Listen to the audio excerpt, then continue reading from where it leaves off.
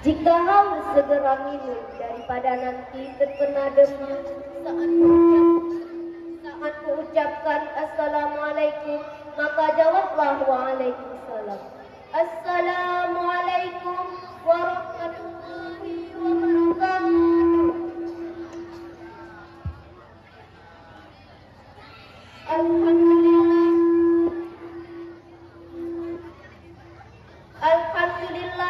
Alhamdulillah rabbil alamin, wassalatu wassalamu ala asyrafil anbiya'i wal mursalin wa ala alihi wa sahbihi ajma'in. Asyhadu an la ilaha illallah wa asyhadu anna Muhammadar Rasulullah. Allahumma salli wa sallim wa barik ala Muhammadin wa ala alihi wa sahbihi wa man tabi'i bil ihsan ila yaumiddin. Amma ba'du. Penghormatan saya yang pertama kepada Tunku Pimpinan Dayah Nahdlatul Fatah beserta keluarganya. Semoga Allah Subhanahu wa taala selalu menganugerahkan kesejahteraan dan kebahagiaan kepada keluarga beliau. Penghormatan saya yang seterusnya kepada Dewan Juri dan Dewan Hakim yang telah menilai saya baik dan adil. Penghormatan saya seterusnya kepada panitia-panitia yang telah menyusun acara di Dayah Nahdlatul Fatah ini. Dan penghormatan saya yaitu kepada seluruh jemaah-jemaah yang dirahmati oleh Allah pada malam yang berbahagia ini. Dan penghormatan saya tidak saya lupa yakni kepada jajaran senior maupun junior yang namanya tidak bisa saya sebutkan satu persatu. Nanti kelamaan waktu, nanti audiensnya ngeburutung, nanti aku dipukul bikin sakit hatiku. Buat langkah yang pertama, marilah sama-sama kita memuji dan memuja Allah yang Maha Luhur, yang nikmatnya tak akan pernah terukur. Semoga kita berbahagia di dunia dan di alam kubur. Selawat bernada salam, marilah kita curah limpahkan kepada Habib tertinggi anti korupsi, baginda termulia anti durhaka, international leader of leader, Habibana wa Nabiyana wa Syafi'ana wa Karimana wa Maulana Muhammad sallallahu alaihi wasallam, yang telah membawa kita dari alam jahiliyah ke alam Islamiyah, dari Utsman bin Affan hingga bertemu dengan Dewan Juri yang ganteng rupawan. Berdirinya saya di sini bukan untuk memamerkan baju saya yang sederhana ini, bukan pula ingin memperlihatkan wajah saya yang alhamdulillah cantik ini. Tapi berdirinya saya di sini ingin belajar menyampaikan satu patah kata maupun dua patah kata yang insya Allah akan saya patahkan menjadi beribu-ribu patah kata, berjuta-juta patah kata yang berjudul kematian. Hadirin yang saya hormati, datangnya memang tidak pernah kita inginkan yang namanya maut. Tapi sekali dia datang, pintu mana yang dapat kita bisa lari? Datangnya memang tidak pernah kita undang, tapi sekali dia datang, kekuatan mana yang bisa menolak? Ia adalah sebuah tanda seru bagi kehidupan dunia ini. Apa penyebab kita takut mati? Yang pertama, boleh saja karena bayangan-bayangan dosa yang kita lakukan di dunia ini. Pekerjaan kita cuma menumpukan dosa. Kita tersenyum, kita gembira di atas tumpukan dosa yang telah kita lakukan. Bahkan sangat segan bagi kita untuk meninggalkan kehidupan dunia ini. Dan boleh saja maut adalah hal yang paling kita takutkan. Dalam ayat lain Allah Subhanahu wa taala menjelaskan, "Ainama takunu yudrikumul mautu walau kuntum fi burujin musayyadah."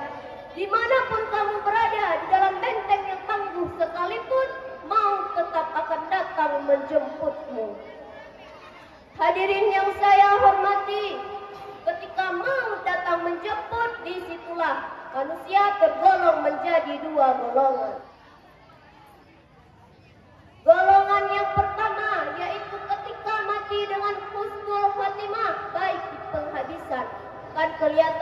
wajahnya tersenyum, mukanya berseri, bahkan sempat meninggalkan pesan-pesan yang baik. Kenapa? Karena malaikat maut datang dengan keadaan yang baik, mencabut nyawa secara perlahan-lahan. Meskipun begitu, sakitnya, perihnya tetap tiada setara.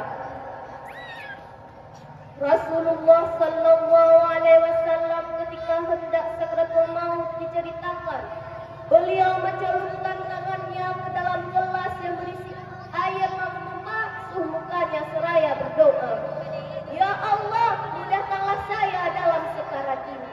Beliau juga yang mengatakan sakitnya sakratul maut sama dengan 300 kali bacokan pedang. Maka hadirin yang saya hormati, kita akan ada diajarkan doa, Allahumma hawwin alaina fi sakaratil maut. Ya Allah, Ya Allah, Ya Allah, berikanlah saya mati dengan, Ya Allah, mudahkanlah saya ketika mati dengan. Hadirin yang saya hormati, adapun golongan yang kedua, yaitu mati dengan su'ul khatimah, jelek di penghabisan. Tengah pegang kartu, mati. Lagi tempat adu ayam, mati. Lagi tempat diskotik, mati. Lagi pegang botol minuman keras, mati. Sudah sakitnya setengah mati, mati juga dalam keadaan tidak baik.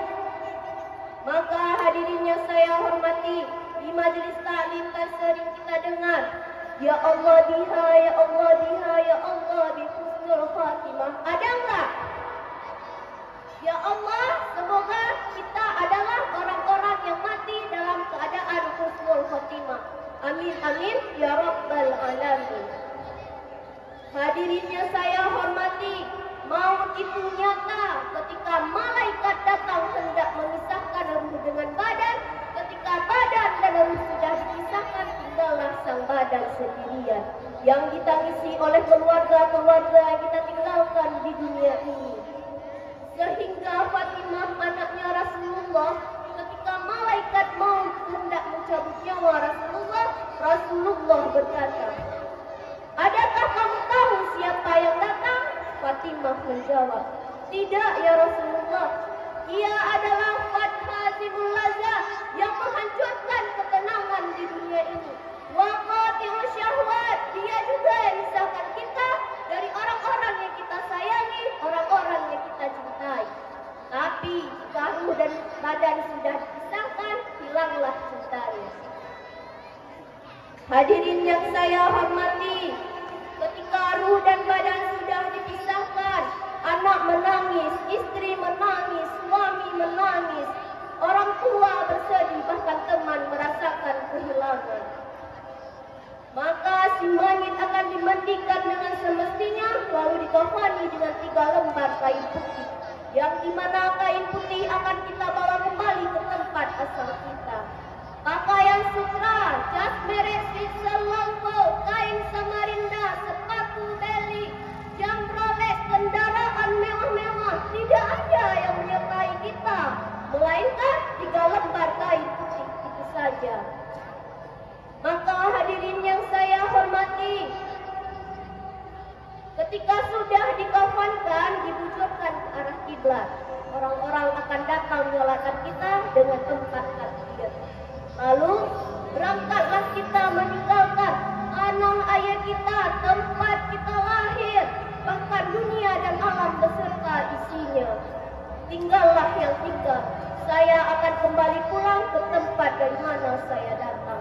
Saya akan mempertanggungjawabkan semua perbuatan yang telah saya lakukan di dunia ini.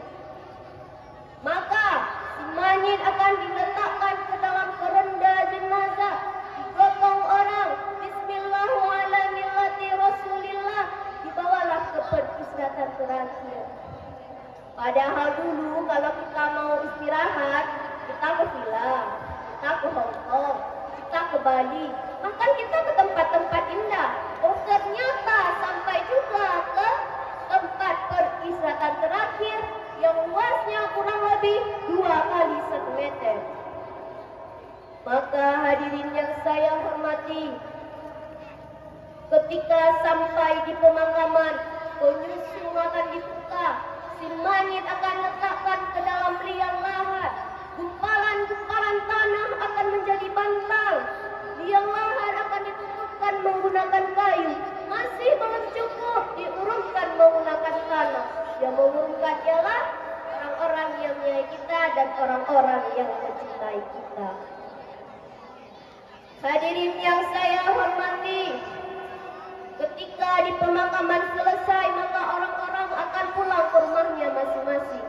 Lalu masuklah kita ke alam barzakh, yaitu alam kubur. Apakah selesai di situ? Tidak. Beberapa langkah orang yang mengantarkan kita pulang diriwayatkan dalam hadis riwayat Bukhari dan Muslim. Bila seseorang sudah diletakkan ke dalam kubur, maka si mayit akan dapat mendengarkan suara terempah orang yang mengantarkannya pulang tersebut. Si mayit akan dapat mendengarkan suara terempah. Dua malaikat akan datang seraikan memberikan pertanyaan-pertanyaan. Jika kita bisa menjawab, malaikat berkata, "Jawabanmu benar. Tenanglah engkau di sini. Naumakum araf, tidurlah kamu seperti tidurnya pengantin." Jika kita sudah berada di alam kubur, maka kita harus menunggu yang datangnya hari kiamat. Misalnya hari kiamat 1000 tahun lagi, maka kita harus menunggu 1000 tahun lagi. Jika kita orang baik, kita mendapatkan nikmat kubur, sehingga penantian kita tidak akan terasa lama. Malaikat berkata, "Naumakum araf, tidurlah kamu seperti tidurnya pengantin." Bagaimana tidurnya pengantin? Yang gak terasa. Kalau anak zaman-zaman sekarang bilang, enaknya jauh. Ketika pagi datang, si laki berkata, "Malam bentar benar ya, Neng." Malam bentar benar. Kenapa? Karena dia tidak pernah memikirkan waktu. Dia terbawa oleh suasana kenikmatan, kelezatan yang dia rasakan di dalam kehidupan ini. Lalu bagaimana dengan orang-orang kafir yang selalu berbuat dosa? Pertanyaan-pertanyaan dari dua malaikat tersebut mereka tidak bisa menjawab. Maka mereka akan dapatkan siksa kubur terus-menerus siang dan malam bahkan sampai datangnya hari kiamat. Hadirin yang saya hormati, alam kubur bisa menjadi rawdatul miriyatil jannah, taman di antara taman surga. Bisa juga menjadi kufratul min kufaril miran, liang di antara liang neraka. Musnad Imam Ahmad dan Sahih Abi Hatim ada tambahan riwayat. Jika kita sering melakukan amalan kebajikan, maka kebajikan akan datang menemani kita di alam kubur. Bahkan bisa berupa dengan seorang wanita yang cantik, sehingga si mayit bingung lalu bertanya, "Ma'antum lam ara fi dunya anjama minka?" Siapa kamu? Di dunia ini belum pernah saya melihat orang secantik kamu. Lalu ia menjawab, "Ana amaluka shalah." Saya adalah amal saleh yang kamu lakukan di dunia ini. Saya diperintahkan untuk menemani kamu di alam kubur. Jika kita sering melakukan amal kebajikan, maka kebajikan akan datang rupa neraka. Hadirin yang saya hormati, dari ceramah singkat saya tadi dapat kita simpulkan bahwa setiap yang bernyawa pasti akan merasakan mati sesuai takdir, ajal, izin dan ketetapannya. Baik itu manusia, tumbuhan, hewan, bangsa jin dan malaikat juga akan merasakan yang namanya mati. Allah Subhanahu wa taala berfirman, "Dan tiadalah kehidupan dunia ini hanya tempat senda gurau dan main-main. Sesungguhnya alam akhiratlah kehidupan yang sebenarnya." Quran surah Al-Kabut ayat 64. Hadirin yang saya hormati, dunia ini bukan tempat untuk kita tinggal, tapi melainkan tempat untuk kita meninggal. Maka ada sebuah pepatah mengatakan, hari ini mungkin kita masih di sini, tapi tidak dengan hari esok. Jalanilah hidup ini dengan benar. Setiap kelahiran pasti ada kematian, setiap pertemuan pasti ada perpisahan. Kematian adalah ujung dari perjuangan, akhir dari kemenangan, pintu dari kehidupan. Kematian tidak memandang usia, jangan sombong walau masih muda. Sehingga ada sebuah lagu yang berbunyi, mati tak bisa untuk kau hindari, tak mungkin bisa kau lari, ajalmu pasti menghampiri. Oh mati, tinggal menunggu saat nanti, kemana kita bisa lari, kita pastikan menghampiri. Mati. This is what I can say. Thank you very much for your attention. Sorry for any comment. Inilah yang dapat saya sampaikan. Terima kasih atas segala perhatian. Mohon maaf atas segala kekurangan. Mari kita tutup dengan pantun. Pisau diasah pagi-pagi di bawah kebun untuk membabat. Cukup sekian pidato ini, semoga bisa bermanfaat. Putih-putih bunga melati harum mewangi di pagi hari. Pidato saya cukup di sini, jika kangen harap hubungi. Pergi ke pasar menjual rambutan, pasar dibuka di pagi Senin. Sampai jumpa teman-teman, semoga bisa bertemu.